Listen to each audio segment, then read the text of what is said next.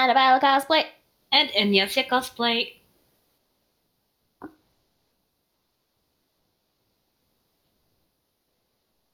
Hello. Thanks for having me. Quite all right.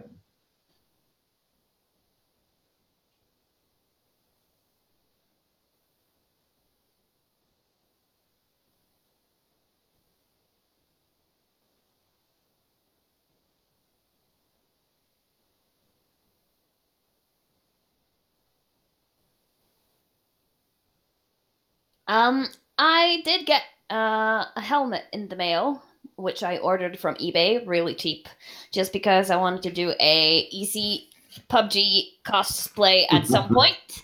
But it came broken, so I had to buy plastics glue, and I had to glue it together. But I think it's fine because, as I said, it's just gonna be a random casual kind of cosplay.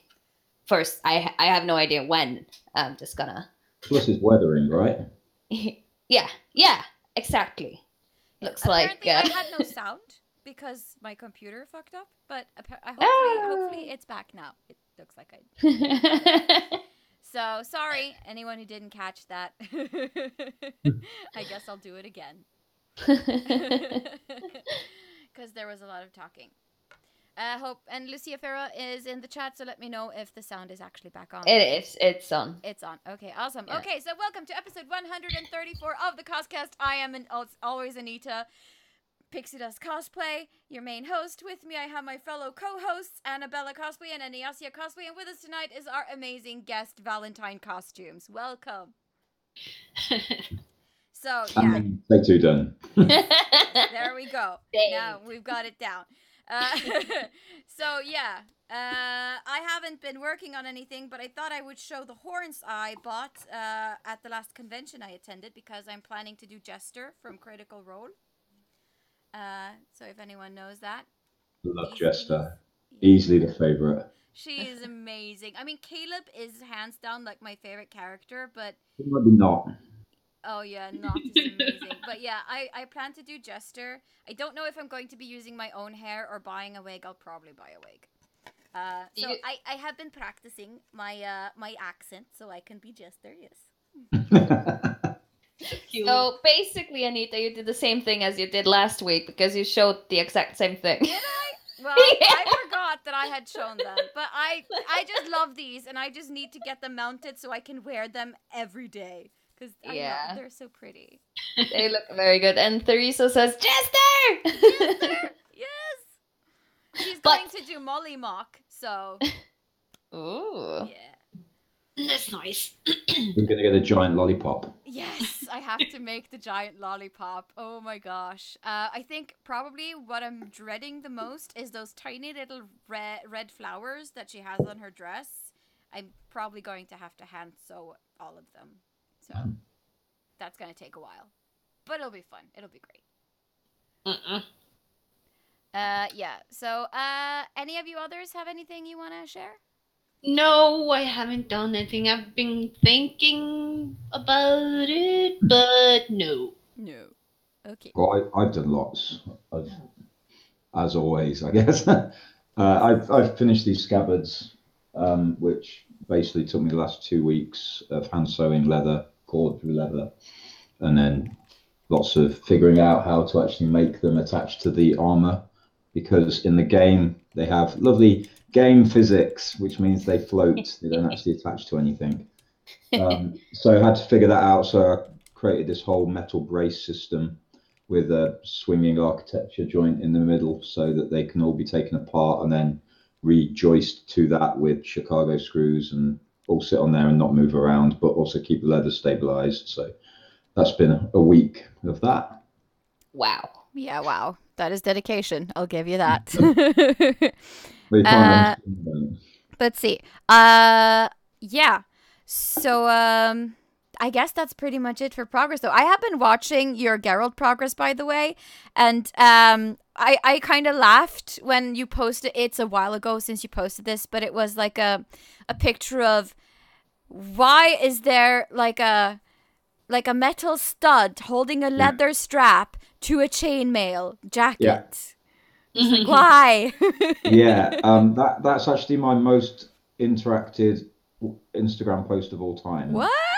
Yeah, just out of all the weird things that I've ever posted, that one sits top with 22,000 reactions, which is Wow. way above anything that I usually get. And I've no idea why. I've never been able to reproduce that kind of popularity on a post. And it was just it was just a bit dumbfounding. I was like, why did someone put a stud rivet through chainmail? Surely this can't work. And then I tried it and I was like, oh yeah, it works. Yeah, so it does work. It just looks weird. Yeah, exactly.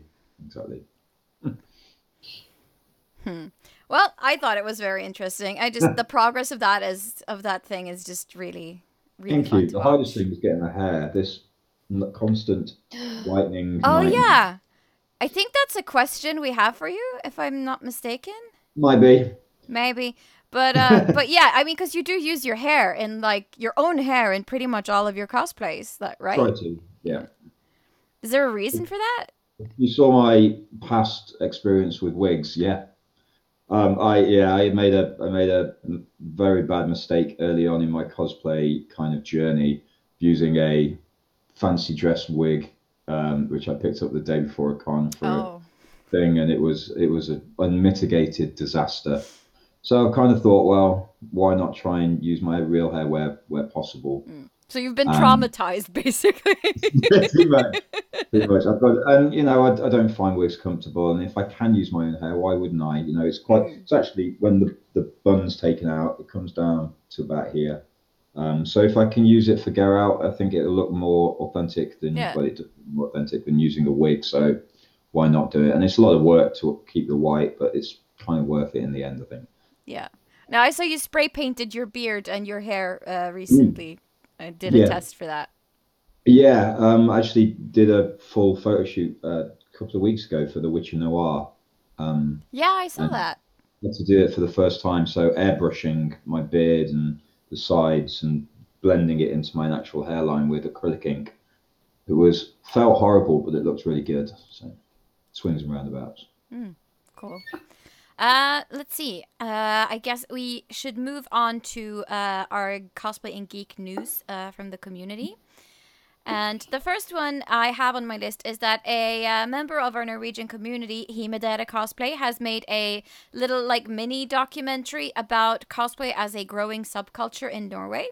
So it features like the Friendly Viking and cosplayer and makeup artist Silje Danielsen, among others, who talk about like what cosplay is and what it means to them and why they do it and things like that. And I thought it was a really good show, so you should check it out. It's called Cosplay, a Subculture in Growth, and you can find it on her YouTube channel, Himedere Cosplay. So definitely make sure to check it out. We also shared it on our page. Yes, we have shared it on our page. Have any of you guys played Monster Hunter? Or do you have like a relationship to it? Come with. Yeah. She makes Monster Hunters. That she does. No, because it's a game that has been out for a little while, where you basically hunt giant monsters. And apparently they are planning to make a Monster Hunter movie with Mila Jovovich that they start shooting this September. Interesting. Yeah, I found that interesting. One thing, what is it with Mila Jovovich? Does she ever fucking age? What is her secret? Does she live off of baby's tears or something? I don't understand. But I mean, I'm not sure what kind of movie it will be, if it'll actually be like a proper, like, good movie, or if it's just going to be sort of like, a romp through Monsterland that doesn't really have a lot of, like, plot or point to it. I wonder if it's going to be difficult to differentiate her as the protagonist in Resident Evil to that. Yeah. Yeah, I was thinking the same thing. Like, okay, Monster Hunter, Zombie Hunter. Yeah. It's a lot of the same thing. But she is typecast a lot, so... And I guess she enjoys doing these kinds of movies, probably, since she keeps doing them, so... Yeah. I'm guessing. But I thought it was interesting, at least. Also, did you guys happen to see the article on the Huffington Post that was earlier this week about Benedict Cumberbatch, who refuses to accept parts unless he knows that the female actors get paid the same as he does? That's cool. Yeah, Gotcha. I thought that was a pretty cool thing. Very nice of him.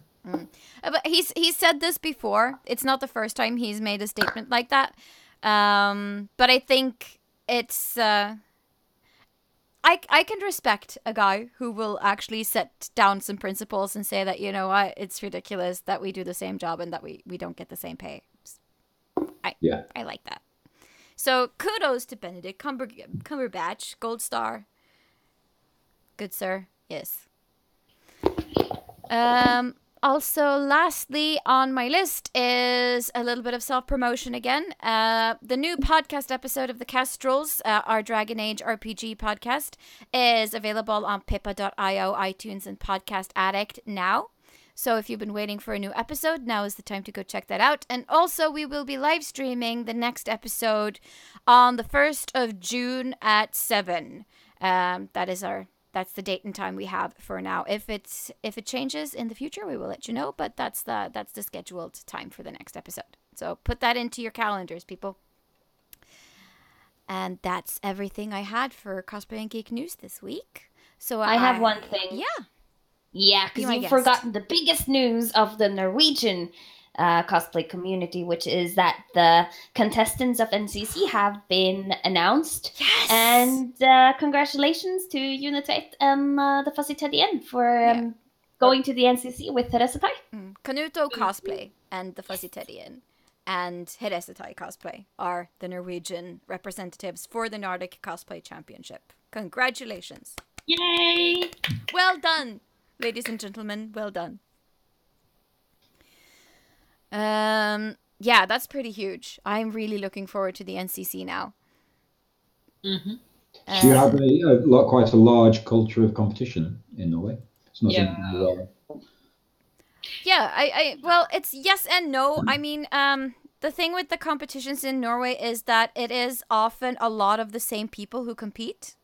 Mm-hmm. At least in the big contests. Yeah. And there has been some friction about it in the past in the community because people who are newcomers to the community find it difficult to get into the competition just because they feel like they don't really, it's hard to stand a chance next to people who are very established and very talented to begin with.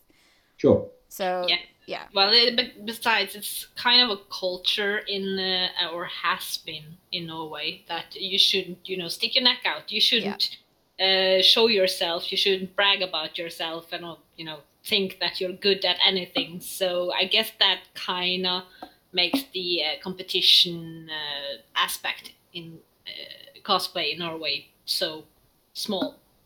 Yeah. Right. Yeah. Interesting. It's an odd mentality that Norway has, like jantelov, or it's like don't stick your head out and be different and things. That's how it used to be before, especially up until our generation. The millennials. Up until that time, it wasn't normal or accepted to be different and to be loud and to think that you were better than other people. But it's changing and turning around. So people are getting more comfortable with expressing themselves and saying, hey, you know what? I'm awesome, so fuck you. Yeah, well, it's a good attitude to have. My dad always used to say, don't be afraid to blow your own trumpet. Because, sometimes you've got to. Well, that's the thing. I mean, all three of us are very bad at blowing our own trumpets in general. But this show has helped us get better at it since we've been doing it for like 3-4 years or so. So it helps, absolutely. And people should blow their own trumpets because if you're good at something, then why not show it off? Yep. Exactly. It's okay to be talented. So I thought before we go into like the interview questions, we would share some photos of some of your work. Yeah. Okay. So I've just selected a few photos from your website, valentinecostumes.co.uk, where people can go and find some more photos if they're interested. So I'm going to share. So the first one is your Commander Shepard, one of the photos by Kamikaze. Yeah. Yeah. Kamikaze. Oh, Kamikaze. Yes, that makes sense. Yes. Yeah. Second costume I ever made. First thing I ever made for competition, actually. And because it was it was back when I was like, oh, everyone's making foam armor and winning competitions. Maybe I should make something out of foam armor and see if I can win a competition. So I made my first foam armor and won the competition. I mean, it is what it was. Yeah, I would do it completely differently these days, but it was a fun thing, and we took it out at night in local to Bristol where I live. We took it to some car parks and just went and did a photo shoots around there. And this was one of the products of that, I guess. Oh, I can see that Therese is in the chat, and she says, I mean, we have some of the best ground level performance contests in Scandinavia compared to a lot of other places. So while there isn't a particularly huge competition focus, there is quite a high level. So this is very true. Yes, very true. Therese always has a way with words. She's very good at articulating things. So happy to have her here to supplement. Lucia Farah is saying, Shepherd! Yes. Arms flailing! Very excited. Yeah. Let's see. Next one is the Dova Kitty, which I obviously had to include. God damn it. That can never go away. This shot is originally taken by Carlos Adama, but you've done some editing on your own and put yourself into Skyrim.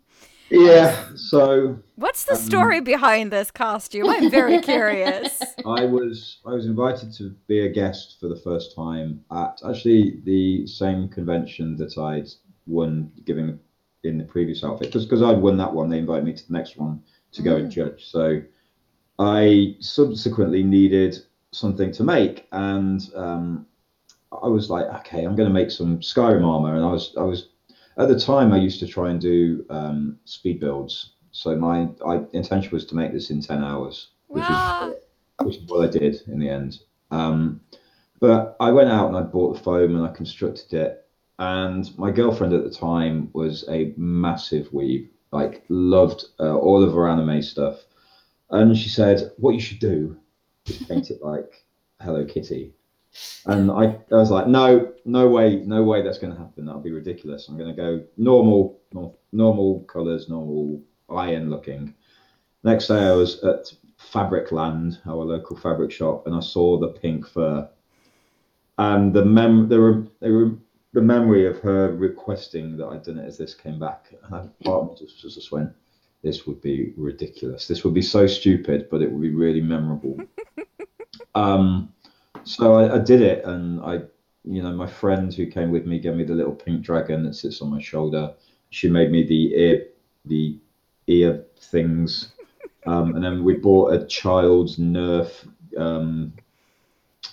crossbow, which I then painted pink. And there's I can't remember what. Oh yeah, I've got the little Hello Kitty buckle on the front of it, and just it was stupid. It was really stupid, and you can't see it on that, but I've got bright pink fur covered boots, which are some cowboy boots that I covered in fur. But I managed to make it again in 10 hours and take it to that thing, and someone took a photograph of it, and the next day I woke up and it had something like 400,000 upvotes on Imagen, and it hit 9gag, and it was front page of there, and it was all over 4chan, and I was just like, oh god, what have I done? And it was one of those moments. I was like, this is great, but at the same time, this is gonna follow me. I will forever be Dova Kitty guy. I'll always be the Dova Kitty guy. And now every time there's an article that goes around every now and again of someone who photoshopped all of the Avengers with pink Hello Kitty various suits. Every time that does this rounds again, it always gets sent to me. Oh, have you seen this? You should do your thing in this. I'm like, God's sake. I can remember actually after the convention, I took it and I put it in a skip. And I was walking away, just really satisfied with this skip full of Dover kitty. But yeah. The article actually was Fuss Road Tadar, which Wow. was adorably cute, but yeah, that thing has followed me. You can probably still find it. Well, it's a great way to stay current, though. I mean, if it keeps coming back, it's just more Yeah, hits for you. yeah, I'd rather stay current on different things, Yeah, but I get it that. is I what it get is. it. It's very adorable. Thank you. Yes. All right. The next one is by Creative Edge Photography or Creative Edge Studios. Yeah. They've done an amazing picture of your lone wanderer from Fallout. Yeah. This is Um, amazing. which I can't. I'm just waiting for the. It's the one in the desert with the wolf and the. Yeah. So the only part of this that is real is me walking towards a green screen. Yeah. That's it. None of the rest is there. So the guy, Creative Edge, it's Andrew Dobell. Very, very good photographer, and as good as his photography is, his ability to make composites is way above that. He's an incredibly good composite generator, and this is one that came out of that. And again, this was my wallpaper for so long because I just loved the shot and the atmosphere that he put into it. Yeah, because That was it's a- gotta be cool to feel like you're part of something like that. Exactly. And there's another shot that came out of that shoot, which I'm not sure you have, but it's It's the one with you in the cave, right? in the cave. Yeah, I haven't included it, but it's amazing. And if people want to see it, they can visit valentinecostumes.co.uk. So about 2 months before Fallout 4 was announced, we took that one in the cave and made a Fallout 4 logo and splattered that all over the internet as a massive troll. And again, that one went really big until people started realizing he'd put the Hollywood sign in the background just as part of his composite because he didn't understand the lore behind the series and how that wouldn't have ever been in there. And then they realized it wasn't real and we got torn apart a bit about that. But again, it was a fun little adventure into attempting to troll the internet. And it's still some of my favorite shots that I've ever been fortunate enough to have come out of that. The works of art that he creates. Absolutely. And the last one I've included is your Ragnar Lothbrok Yep. cosplay, which is also on point, I Thank have to you. say. Yes. Ragnar was a kind of a pivoting point. Well, maybe Oberon before that, but to a slightly lesser degree. But Ragnar was the point where I decided that if I'm going to spend my time creating something, I'm going to make sure that the thing that I'm creating is the best thing that I can create. It's the absolute pinnacle of my ability. And I try to do that with everything now. And obviously, as you go on and as you create more things and your skills widen and your choice of materials gets better and whatever, you get closer to actually accurately recreating something.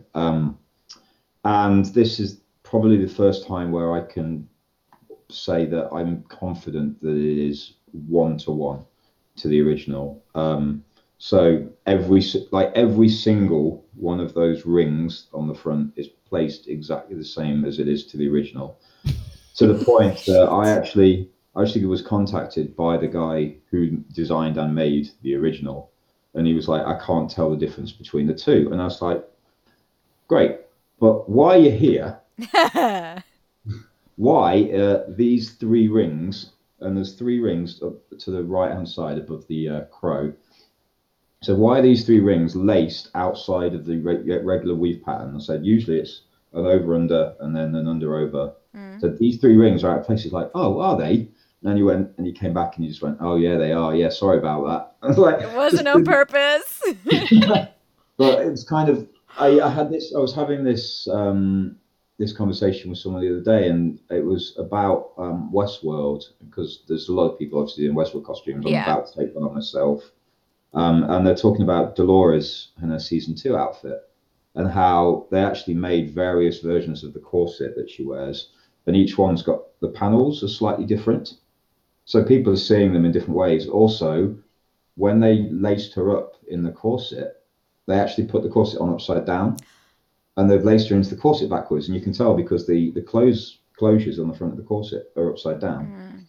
And so everyone's kind of going, does that mean we need to make a corset and then wear it upside down? Kind of, do you go for accuracy or do you fix the problem? And when I was doing Ragnar, in my brain, my OCD was kind of saying, fix it, fix it, fix it, fix it, fix it. But then my costuming OCD was like, nah, you got to leave it the same. If you fix it, you'll be annoyed that you haven't made it one-to-one. So I ended up leaving it. Yeah. And I should plug it, I guess. I'm raffling that armor off at the moment for charity. Ooh. So there's a link which I can give you if you want to put it somewhere. Yeah, we can share it on our Facebook pages and stuff. Yeah. But yeah, I'm raffling the thing off with tickets. They start at £3 and they go in bundles, and then someone's going to win it. That plus axe and all the whole armor, the whole outfit, top to bottom, boots, the lot. And I'm just going to send it, and then quarter of the money that is raised from that goes to a local charity that provides therapy for under 25s. Awesome. A lot of people I know with very serious situations and help them get their lives on track. So it's close to my heart, and it's nice to be able to use something that's been such a labor of love for something so productive. Yeah. No, that's absolutely something we can get behind 100%, because a lot of the people in our community, including ourselves, also struggle with mental health issues, and and supporting people under 25 is really important to prevent, to. Yeah, I mean, it's a time of your life where you're finding yourself and and finding your direction, your path. And I think if you're sometimes a bit of an unguided ship, then it's easy to capsize. But lots of metaphors there. Yeah. No, but for sure, send us the link and we'll share it around. Absolutely.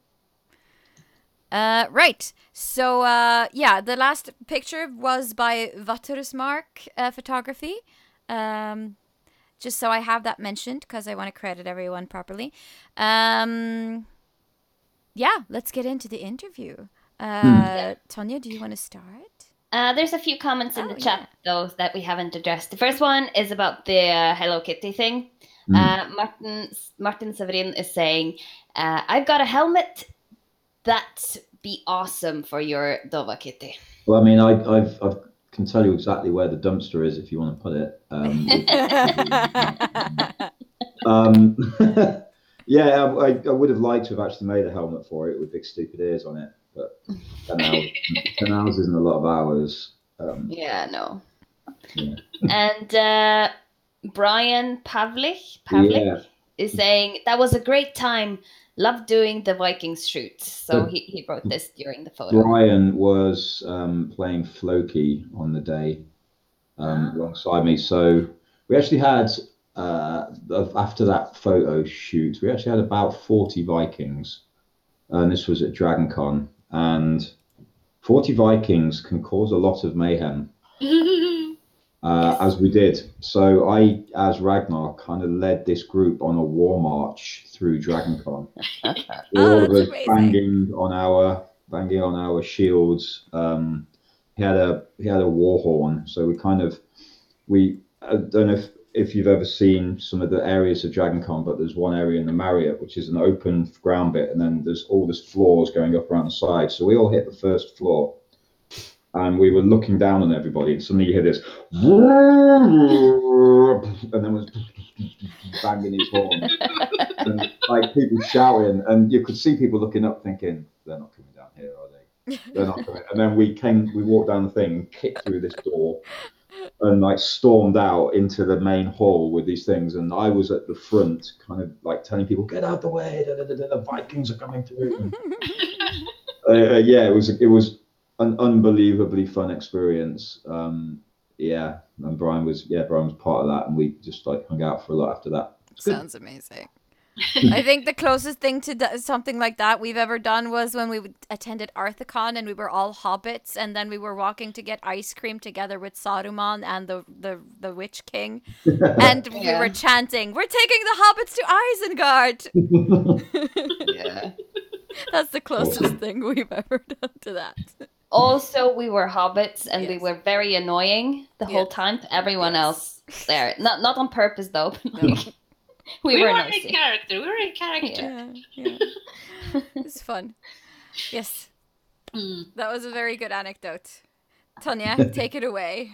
Yes, thank you. So, Andy, Hello. when and how did you get into cosplay?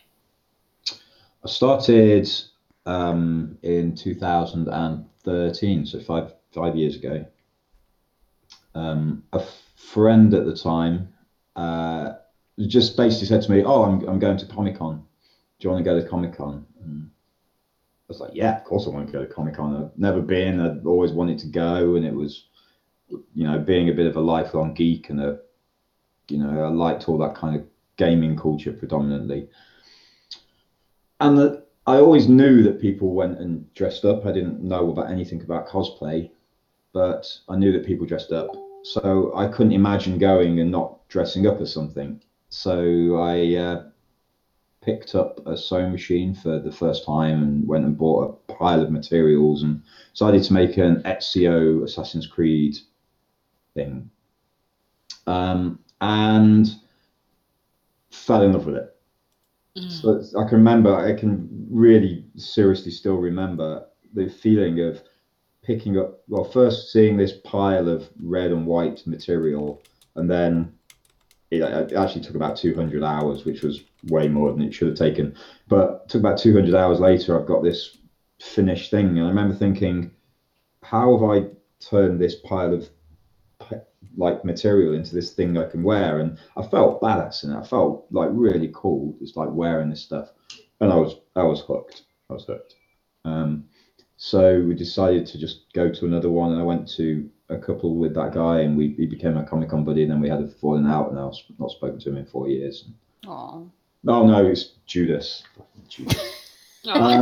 So now, but over the course of doing it, I've made all of my closest friends now, and even my partner we met at Comic-Con. It's a whole new family, and I've got to meet some incredible people through it, and people who really inspire me and motivate me to make better and cooler things. And they're an awesome group of people, and it's really nice to have those kind of people around. And it was an atmosphere that it's really addictive. So and I can see why people go to it for 10, 20 plus years, and that's it. That's how I got into it, and I've been doing it ever since. And now it's something I do probably as much as I do my full-time job. So yeah, interesting. Yeah, I can totally relate with all of your reasons for cosplay. But you just mentioned you met your other significant Yeah. Maria. She also cosplays. So what is it like to cosplay together with her? I guess like with anything in any relationship, it has its pros and its cons.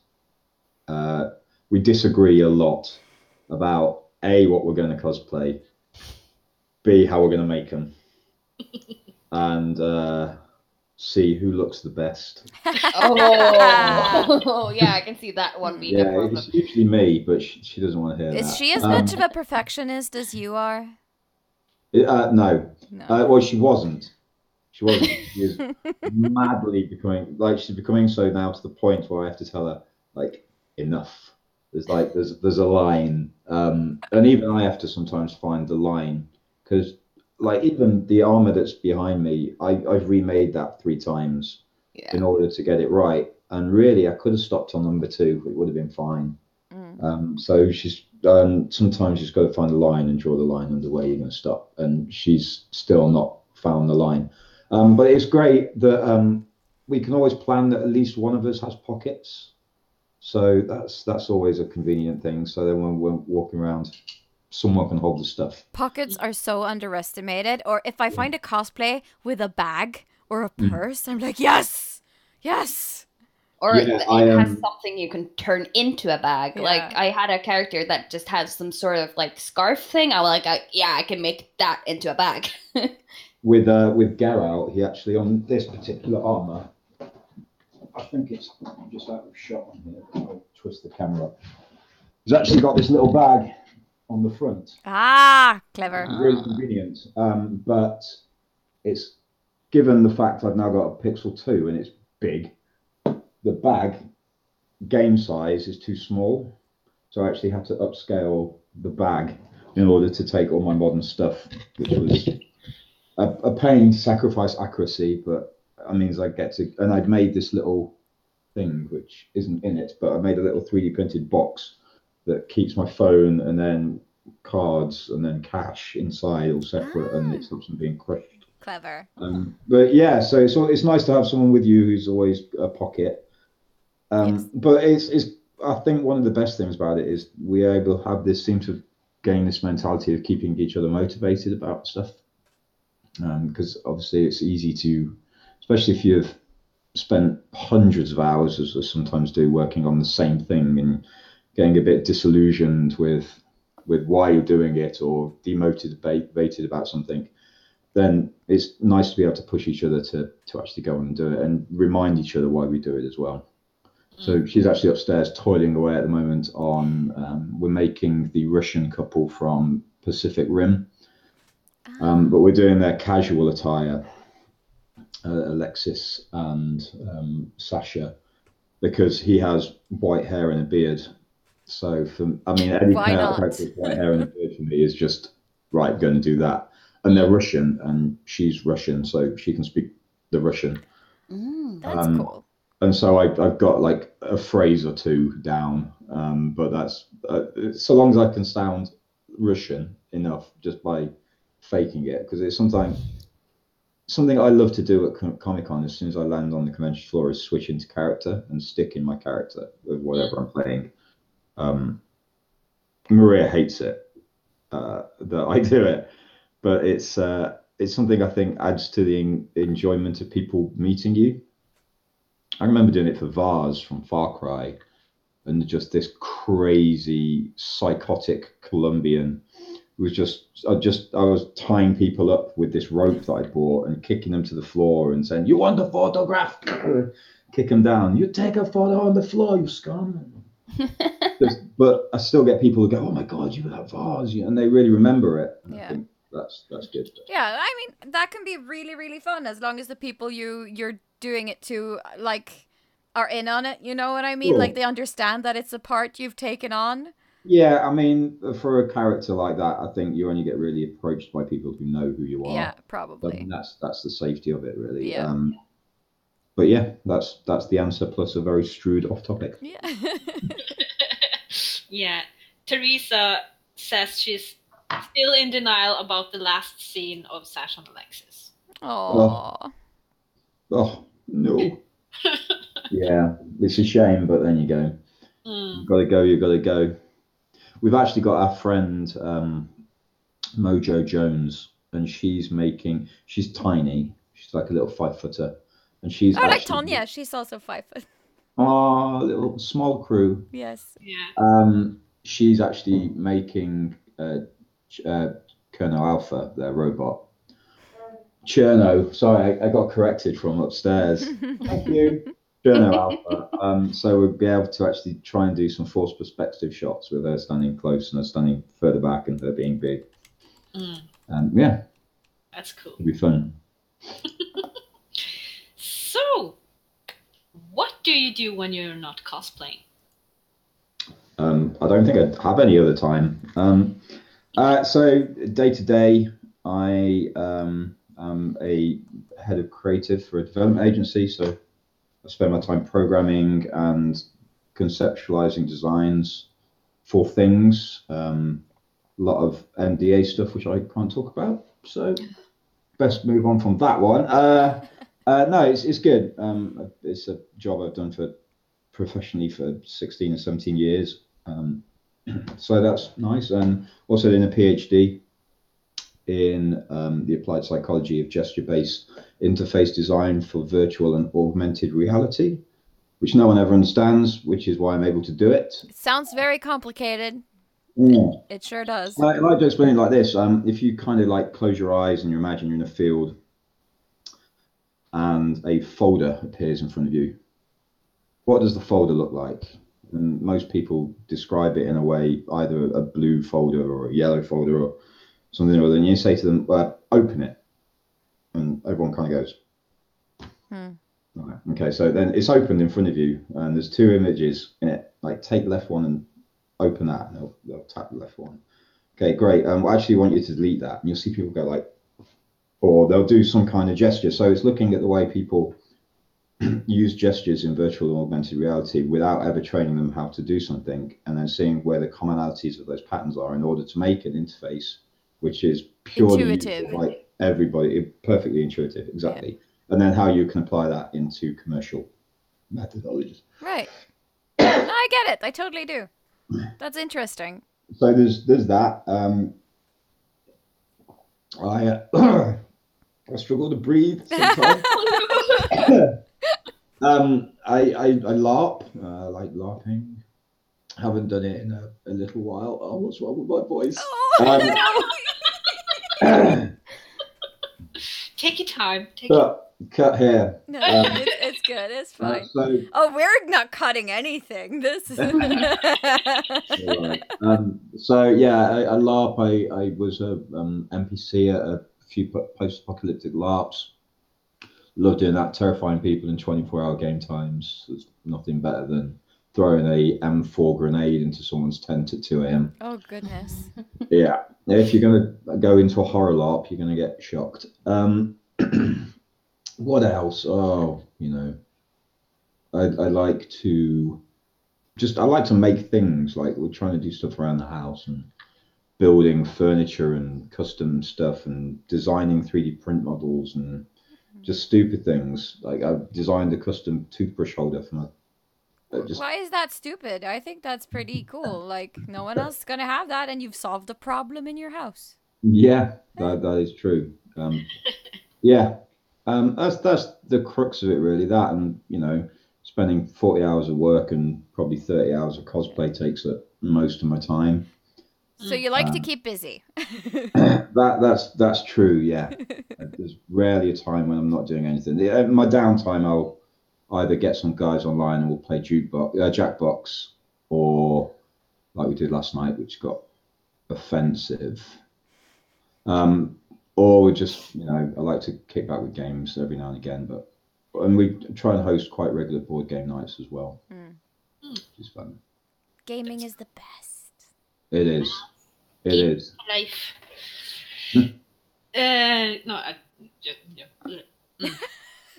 just me being awkward and random as usual. Fine, it's fine. Shut up. All right, let's continue. What do you enjoy the most about making costumes or props, replicas? There's a few things for me. Firstly, it's the going through the process that someone else has gone through whilst making that outfit.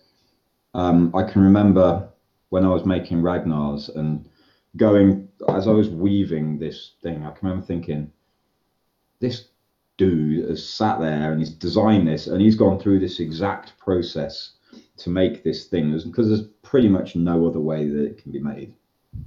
And after 120 hours of sewing this, hand weaving this thing, I remember thinking, this guy must have felt mad too. But he probably got paid a lot more than I did in order to do it, which is wholly disappointing. And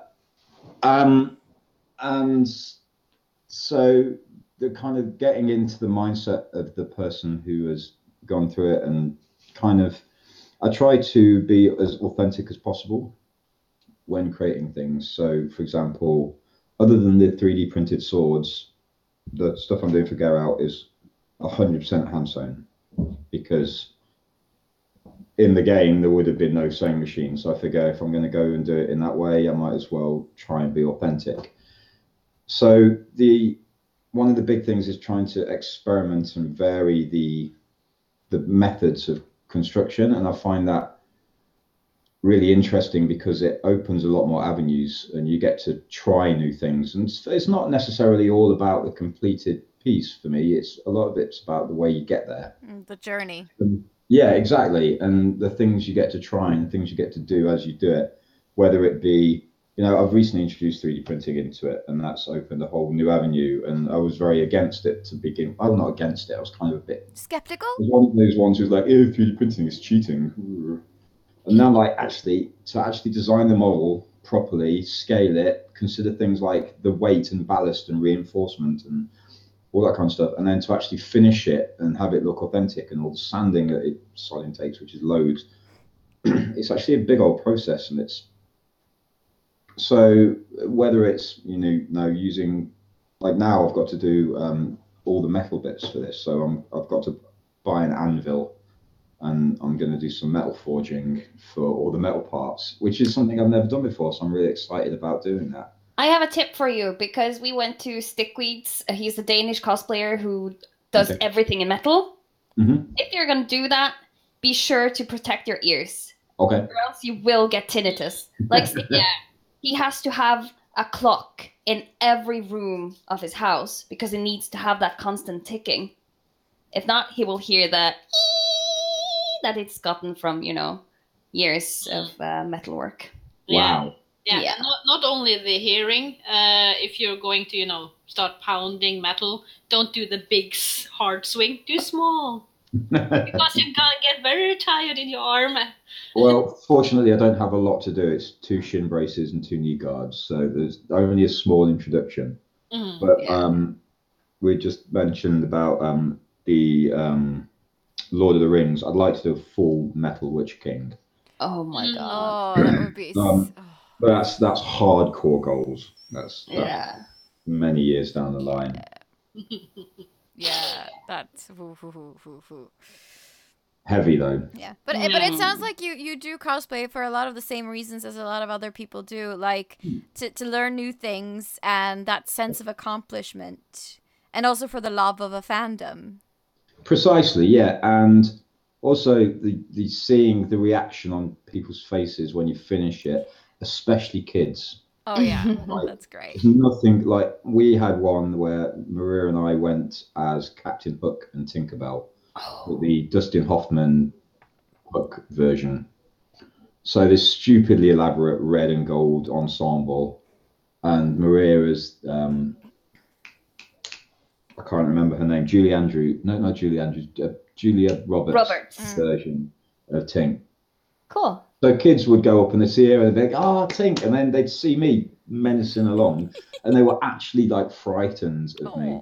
These 6, 7-year-old kids. It was brilliant. It was really cool. And I think kids give you really genuine reactions, and I think that's always a nice thing to see. It's unfortunate that a lot of the stuff I make now, kids have no idea they are. But just seeing adults' reactions is sometimes nice as well. Yeah. If you make something that's sort of a niche, it's always cool to meet people who have seen the same thing that you have. You kind of get excited that, and you learn something about someone that you didn't know before. Now you have something to talk about. I find that actually with a lot of the stuff that I've created recently, especially this and with Ragnar, the adults are very tactile. Like at DragonCon, I got touched a lot because people just want to rub the arm, just rub the chainmail. I'm like, there's a line here somewhere. Yeah. The alcohol is keeping it at bay, but it's okay. I felt I got rubbed a lot. Just people wanted to stroke chainmail, which I thought was bizarre. Yeah. Personal space, people. Also, protect the cosplay. Yes, protect the cosplay. All those greasy fingers? No. I'm fortunate now that I'm kind of in stuff that is pretty hug-proof. It's all pretty firm. Though I was wearing Bird Person a few months ago. Wow, October. Wow, that's a way back actually. I made this full foam Bird Person in a few days, and it was ridiculous. And I got a flying hug from somebody who basically broke it all. Oh, I was leaving at that point anyway, because it was October in London, and I was wearing foam skirt, and that was about it, and some wings. So we wasn't able to stay out in it long, but space. Respect and space. So I like to wear make more hard wearing things now. Yeah. Yeah, but no matter if you whatever you choose to wear or make, cosplay is not consent. Of course. Exactly. Just putting it out there. So, do you take commissions or do you prefer to work on your own stuff? About 2 and a bit years ago, I left my job that I was at and decided I was going to do costume making full time because I was getting a lot of commission requests and people seemed to be liking the stuff I was doing. It's when I was doing Prince Oberon at the time. That was getting a lot of attention. And off the back of that, I was getting people going, oh, can you make this, that, and that. So I was getting enough requests that I decided I could do it full time, and I did it for about 8 months, and I hated it. Just for a couple of reasons. The making of something for somebody else really sucked the love out of it for me. Making clothes for other people when they're not in the room is nightmare fuel. Should never be done unless you can accurately measure somebody. It shouldn't. I don't see how I could do that to a standard that I'd be happy with.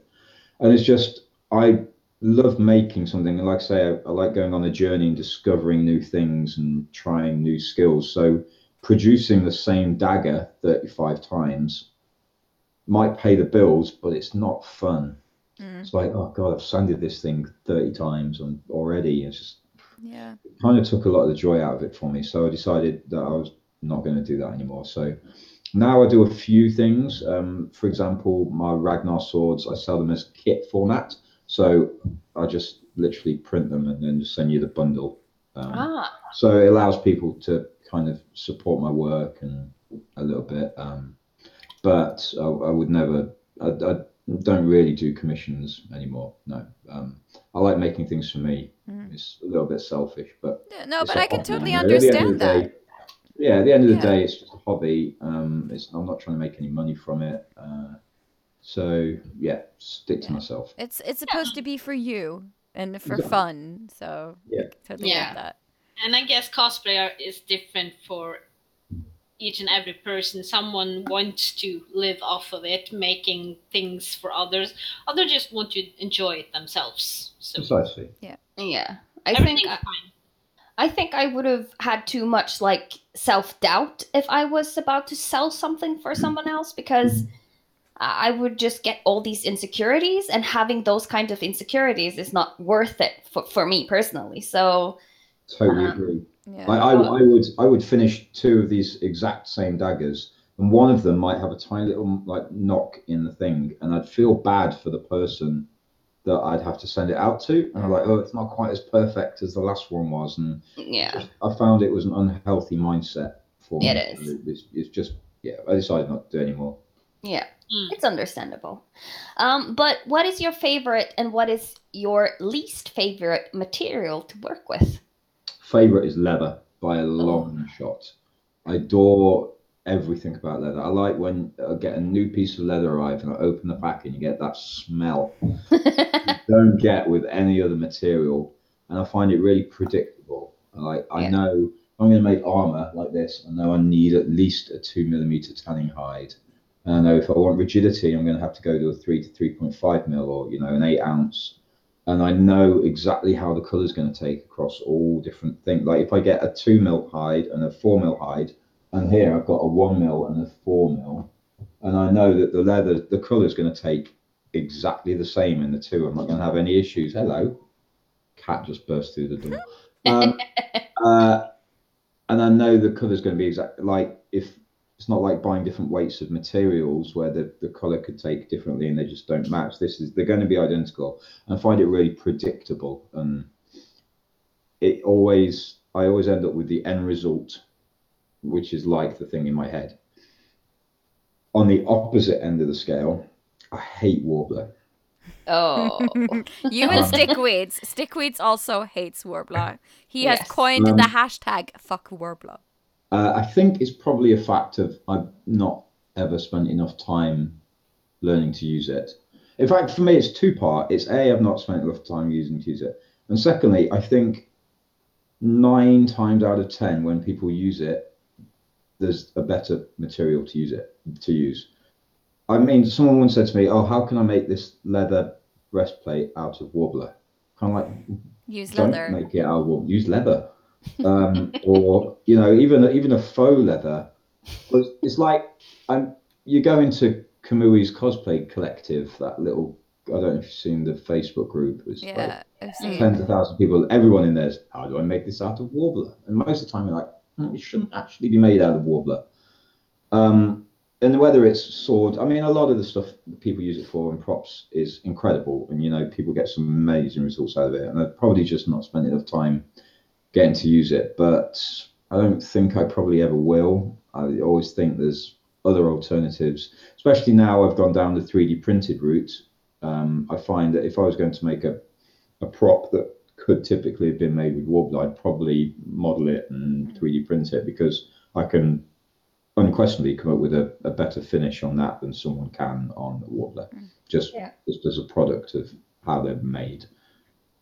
And also, I think Warbler has gotten a very like high status, and people doesn't really.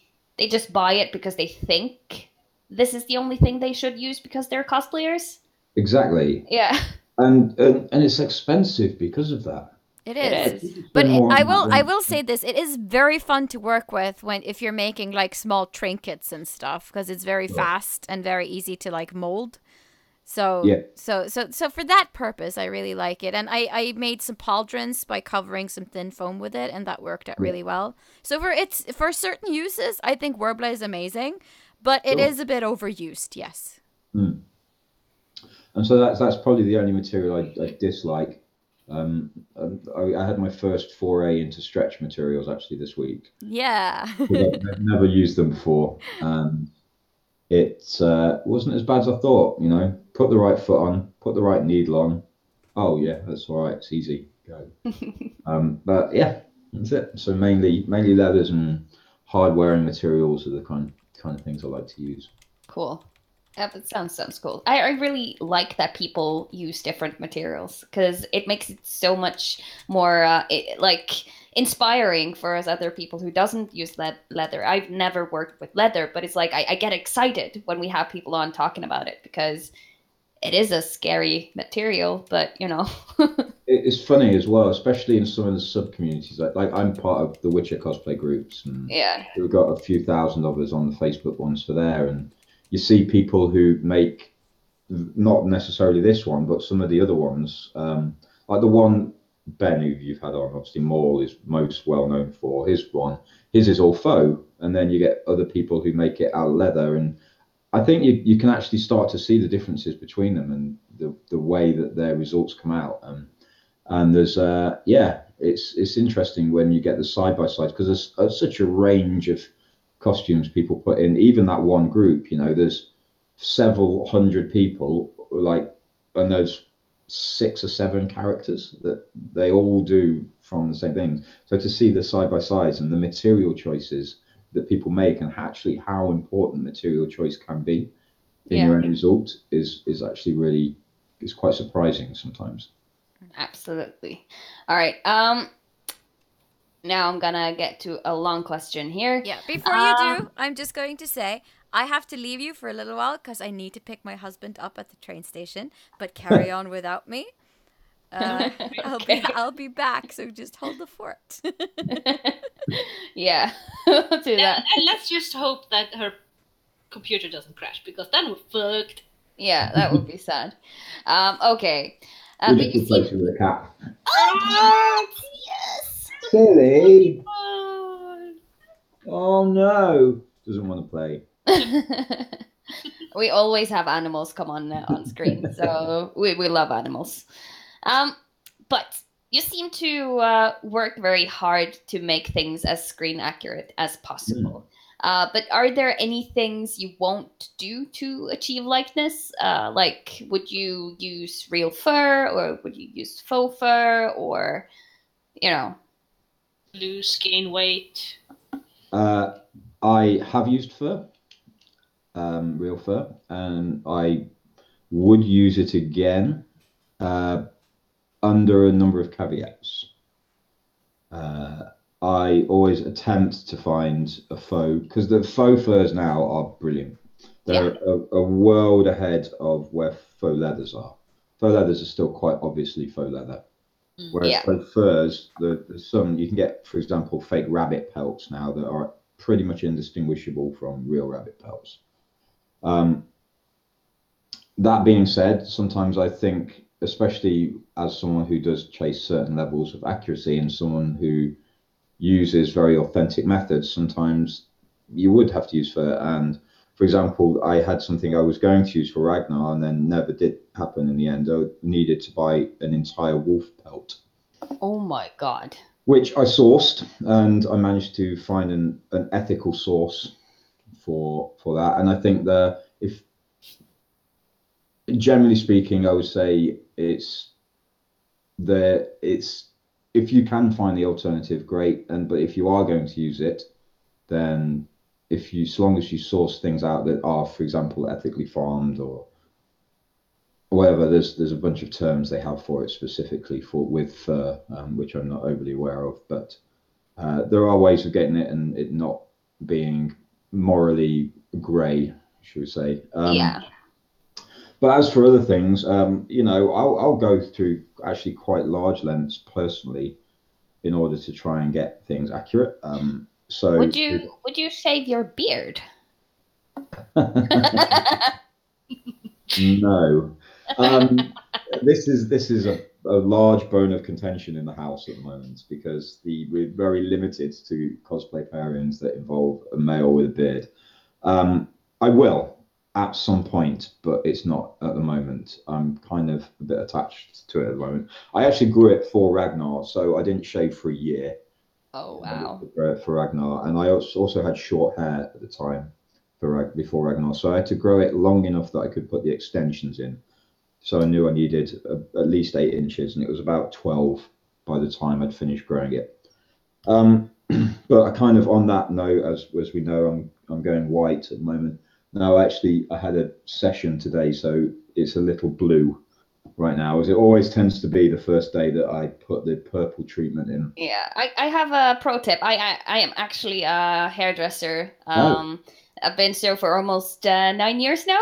Okay. So what you could do if it turns a bit blue and it won't if it won't go away for a while, it sometimes helps to apply heat. So like if you have straighteners or something like that, sometimes that helps just to get that off quicker. What I usually find happens if it goes a little blue is actually wash it a couple of times with Head and Shoulders. Yeah. Oh yeah, Head and Shoulders destroys everything that's called pigment ever. Yeah, so it seems to take it down, but otherwise it's just purple shampoo and then bleaching the roots every kind of 4 weeks. Yeah. So that's just because I don't want to wear a wig for Geralt, because I don't like any, especially with the shaved sides, to get a wig that is literally just there and have it look really authentic is actually quite difficult. Yeah. So I was like, when my hair's long enough, like when I take this out, and so I figured if it's going to be actually long enough to use, why not use it? So I figured it's going to be a lot of work so yeah, it's about that long now. So I figure if it's going to be long enough to use for Geralt, I should just try and use my natural hair if I can.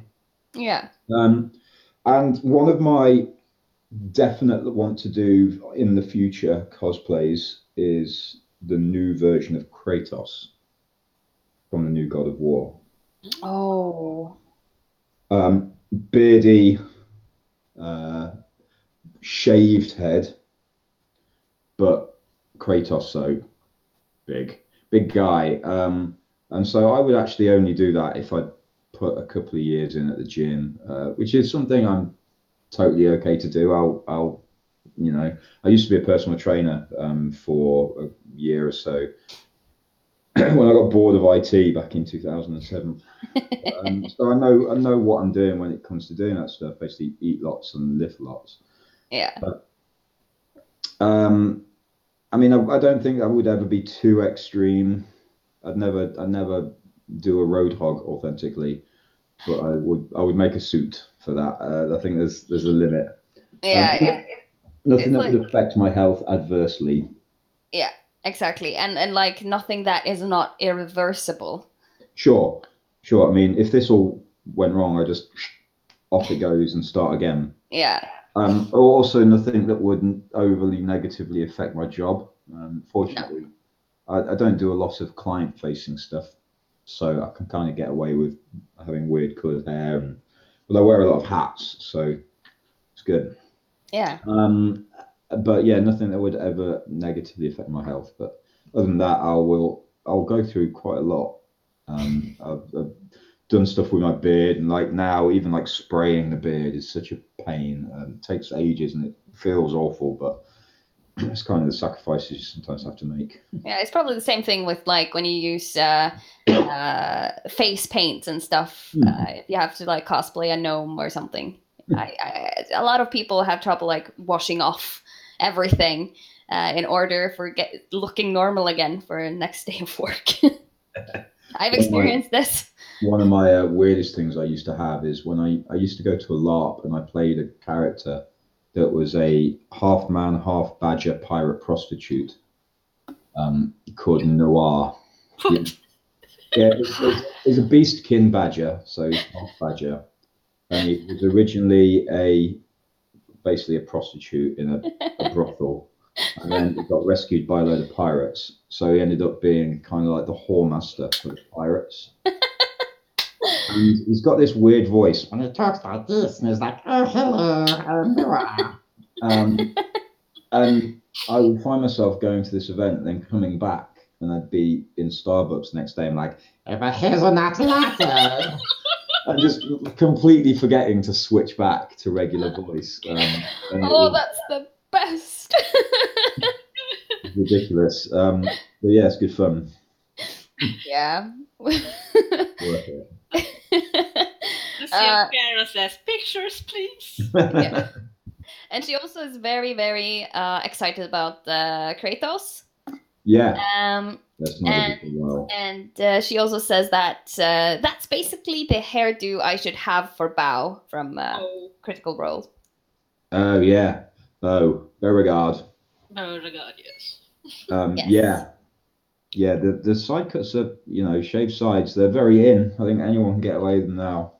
Yeah, I haven't shaved, but I cut it very, very short. But now it's grown long, so I have to, do stuff. Yeah, we need to cut it. Again, the advantage of a cosplaying partner is that she understands the need to constantly have to shave the back of my head. Yeah. Couldn't do it. All right. Next question. What are your top 3 tips for cosplayers who are just getting into cosplay or someone who is just wants to, improve their skills? Okay. One is something that I actually wrote a piece about on my page a couple of days ago, which is about comparing yourselves to other people. Yeah. I find that one of the worst things people do is they come in and they go, "Oh, I've never made something before. Go and have a look at, let's pluck a cosplay out the air. I don't know, McCree." Yeah. Well, no, a character as opposed to a cosplayer. Okay, but you could say Alloy. Alloy is a really popular one at the moment. You might get someone come in and go, "Okay, I want to make an Alloy, not made anything before. Go look at Alloy cosplay," and suddenly go, "Whoa, these are all really good. I'm not going to do one because these are already good and I could never make it to that standard." And I think can be really damaging because people have this habit of comparing what they've produced to somebody else. And if someone else has spent a lot of time honing skills, then they're going to be able to make something better. It's just a natural fabric of practicing. It's like a RPG game. As a level 1, you can't do the same bosses as a level 53, Exactly. So my takeaway message from it was always that someone else's success isn't equal to your failure. So just because somebody else has done it really well doesn't mean that you making it less well is any failure on your part. No, it just means that you've not currently got the skill set that they have in order to create it. So even if what you should do instead is be inspired by what they've created and go and look at it and go, they've done that really well. Oh, how have they done that? And figure out what they've done well and how they've done it. Yeah. Use that as inspiration, and conversely, look at what they've done less well, and go, oh, maybe if I change that, that would be good. So it's not overly comparing yourself to others, because their successes are completely side points to your failures. And sometimes maybe they even can help you solving a problem with the costume too. The amount of people that have contacted me about mainly Oberon, but because when I did that was one-to-one, and people would contact me for ages, like, how do I find the material for the cloak, and how do you make the snakeskin belt, and all this kind of stuff. And I was always happy, as a lot of cosplayers are, is to answer those questions and try and help people out, and realize that some people come into the art with a background which will help them in that they've come from some other skill set, like they've been artists, or something. They might be good at painting but not at construction, or they might have used the same machine to make some cushions, but they've never thought about how to transfer that into clothes. And I think a lot of cosplayers out there are very community driven, and I try to be very community driven and try and help and inspire people where I can. People shouldn't be afraid of asking for questions, but that's one, I guess. The second one would be not to get too stuck in doing the same thing over and over again. So I see a lot of people who come in and go to make foam armor, and they make something at foam armor, great, and it's as good as they can make it. And they go, right, I'm going to make another foam armor thing, and then they make another one and another one. Before they know it, they've made 30 foam armor things, but they've never tried anything else. Now, they might love making stuff out of foam armor, but you don't know if you're going to love doing something else even more unless you try it. Yeah. And it's really easy to get stuck in a rut. And I think there's so many different skills out there that you can try and you can learn and you can pick up. Then you're doing yourself a disservice if you only ever try and do one thing, because there's so much entertainment and so many joyous different things to try that you might as well give them a go, even if you only do it once. If you go, right, I'm going to try using leather for the first time, and you go, oh, leather, I'll hate it, never use it again, fine. At least you gave it a go. It's better than going, okay, I'm waffling now, but that's I guess a take home from that one. Yeah, but it makes sense. You never know, like, if you're gonna love something or are really talented in something if you don't try it. Sure. Yeah. That too. Thirdly, seek out the more specific groups of the things you want to make. So, for example, if you came in, the first thing you want to do was get yourself in a Witcher cosplay group. Not necessarily a group who are going to meet at a convention and cosplay together, but there are all kinds of fan cosplay groups on all kinds of social media, mainly Facebook, where you can go. So there's, for example, there's the girls and boys of Horizon Zero Dawn as a group, and there's a couple of thousand people in it, and there's, I think, a few thousand in the Witcher one. And because they are hubs of information of lots of people who are going through or are about to go through the exact same thing that you're going to go through. So if you need to know how to do something, they are the best parts of information. Like, I sometimes get people send me pictures of their cosplay they're working. It might be something from, say, Game of Thrones. It might be a Ned Stark or something. Mm-hmm. It might be, oh, how would I be best to do X, Y, Z? I can make an educated guess, but I can only make an educated guess based on what I know of it. Someone who's built it already, or someone who's spent dozens of hours researching it already, knows the answer to that question a lot better than I do. So it's trying to, like, if you're going to get information from other people, get information from the right other people. And the people who have gone through it already, because they're fountains of knowledge, and generally speaking, they'll always, or as long as it's not inconvenient, they'll try and help you out for the most part. I'm in one one cosplay group like that. I have never made a Critical Role cosplay, but I'm still in a group with Critical Role cosplayers. Yeah. And they post a lot of stuff, and it's always just positive things. Like all the comments are always encouraging. Yeah, positive, and they share experiences doing different things, like how do I get the face paint for Jester to stay on my face, for a whole convention, and people tell the other people what kind of brands they use of makeup, and yeah, it's great. It's awesome.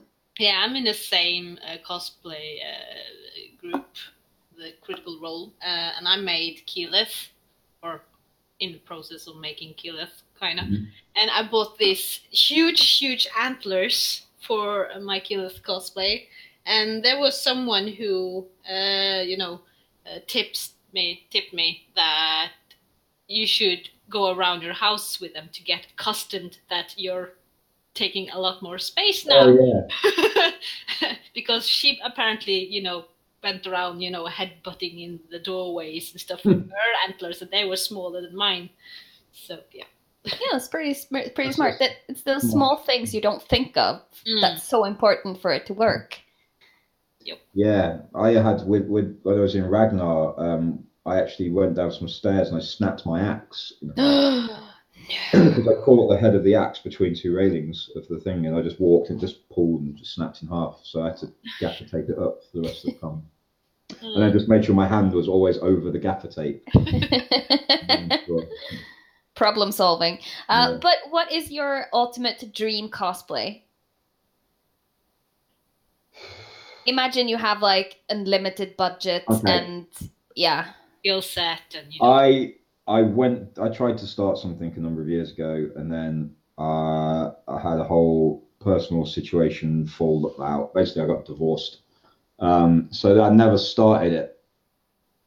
But I would love to do a full 9 foot tall first generation Optimus Prime, like the original 80s style one. Oh my god! It would have to be able to transform and be able to roll around, kind of like in the other mode, which I've seen people do the G1 large, but I've never seen anyone who can do it and transform, mainly because it involves your spine going in the wrong direction. Which is not something people are usually willing to go through. No. So that's pretty high up there on the list. Just because it'd be it'd be a showstopper kind of cool big thing. But there's a video going on the internet now. It's 3 kids dressed up as Transformers. Yeah, I saw it earlier today. It's so good. Yeah. It's like, I think it's easier to be a Transformer when you're a kid.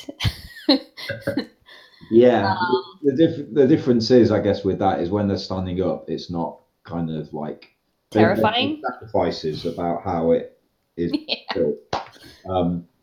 But on my desk at work, I have one of the original 80s toys, which I had when I was a kid. I've just kept it my entire life, so it sits on my desk at work, and it's like this little thing, and I look at it every day because it's sat underneath my monitors. Kind of think, one day that's getting built. That's a good dream. Nice dream to have. Yeah. It's definitely gonna, you're definitely gonna need some metal work, engineering, electricity. Yeah. I don't know why. I started to make it out of foam when I did it, because obviously you've got to avoid the weight with something of that size. Yeah. The other one would be the Full Metal Witch King, which I mentioned. That's pretty high on that list. But I don't know.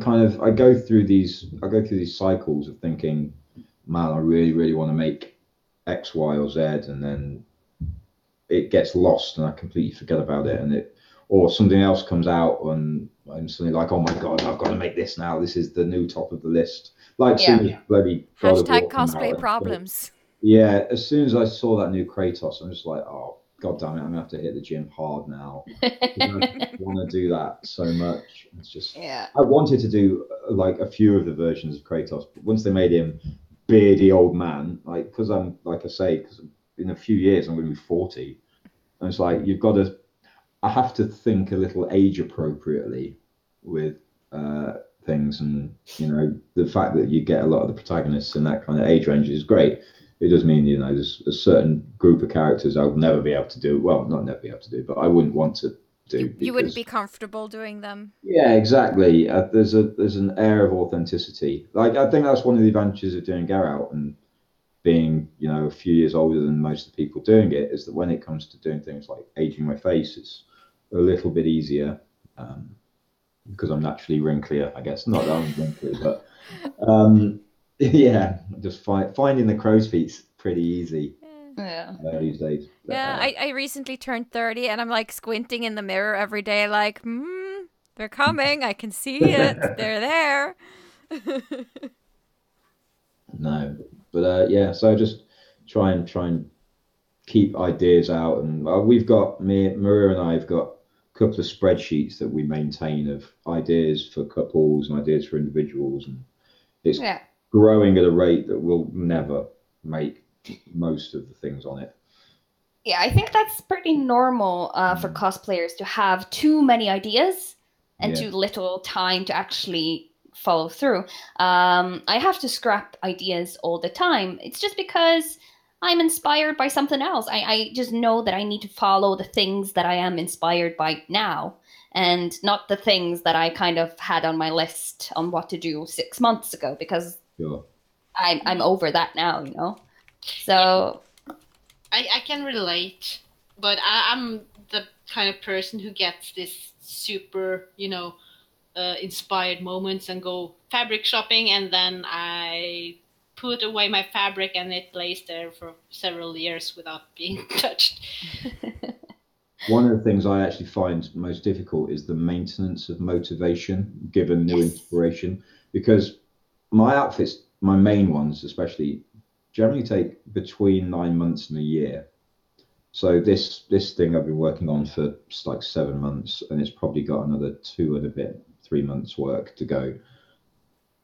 And in that time, I've not been able to work on anything else other than bits and bobs of things, just because I simply don't have the time.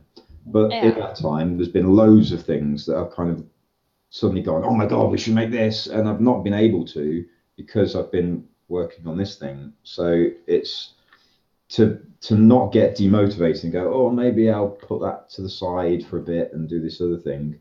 I actually have to make sure, right, I've put 300 hours into it, finish the bloody thing, and just keep going and keep going and keep going and not get distracted by all the new things and realize actually the new things will still be there in another 6 months time. If I have to wait, it's just an exercise in patience. If I get demotivated, I usually like rewatch or replay whatever I'm planning to cosplay from, and that'll help a little bit with like, oh yes, that's right, this is why I'm making this costume.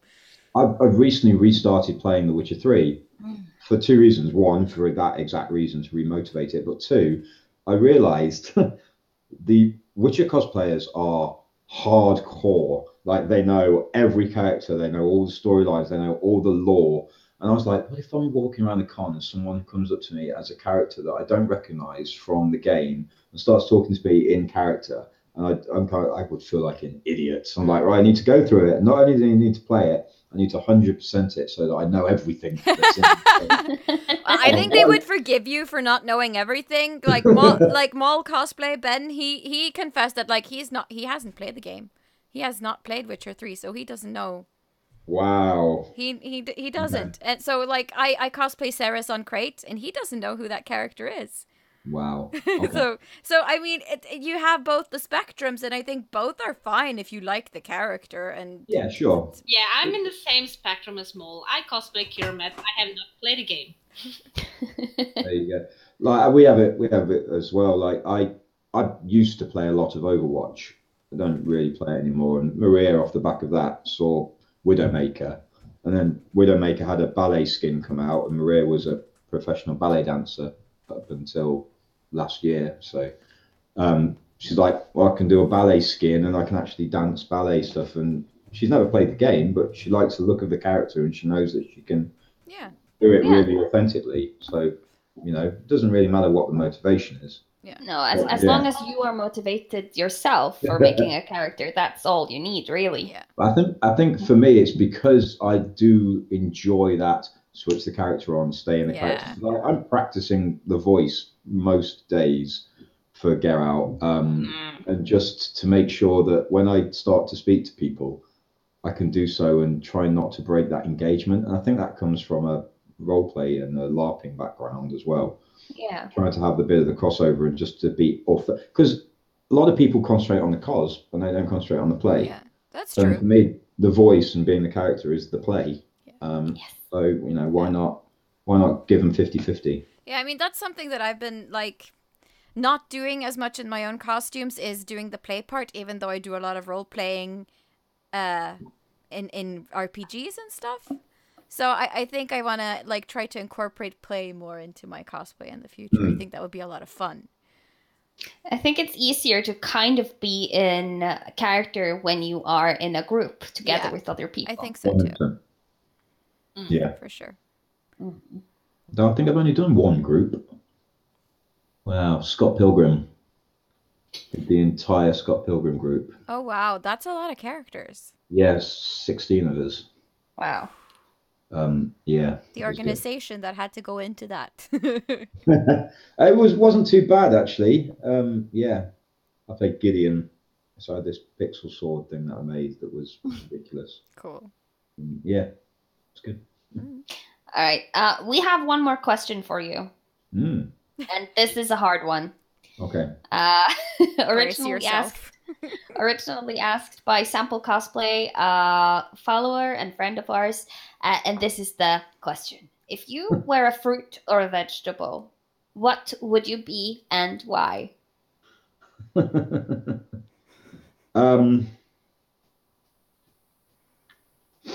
Probably some kind of pepper, maybe some kind of chili pepper, maybe a habanero. No, ghost chili pepper. Oh. So, I like spicy memes, so that's a good start. And well, stupid question. Yes.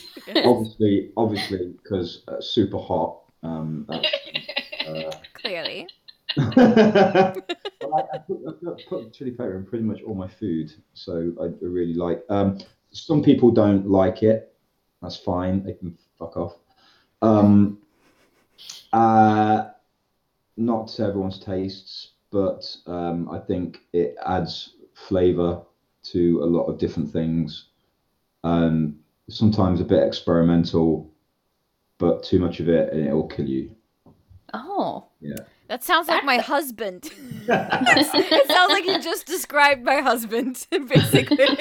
I guess he's a pepper too. Good answer, though. I like it. I really do. Yeah, it was really deep. It started a bit like Flusy, and then it got really deep. It was good. Very good answer. Yeah. I went on a personal journey through that question. Yeah. Most people say like, nah, I'm a just raspberry because they're chunky and sweet. I don't know. Like... And also not a fruit. No, they're a berry. True. It's a berry. But still, we count. It's fine. Yeah. No, good answer. Good answer. And also, I don't think anyone has said that before. It's the first pepper we've had, I think. Awesome. Yeah. Well, there you go. We need to compile a list, I think, at some point over all of the answers we have and just collect the best ones. Yeah. Yeah, I think so. I might actually, fun fact, I think maybe Mall Cosplay also answered pepper, I think. Oh, really? Oh, but not Ghost. He just said chili pepper, I think. I think I don't remember, but maybe he did. I spent so long trying to avoid... Like, this is one of the reasons I've done this version of the Witcher armor and not the Manticore, which he's done. Because one of the things I wanted to avoid is whilst I was building it was comparisons to his work. Yeah. because everyone's like, oh, he's the Witcher. He's Witcher Man.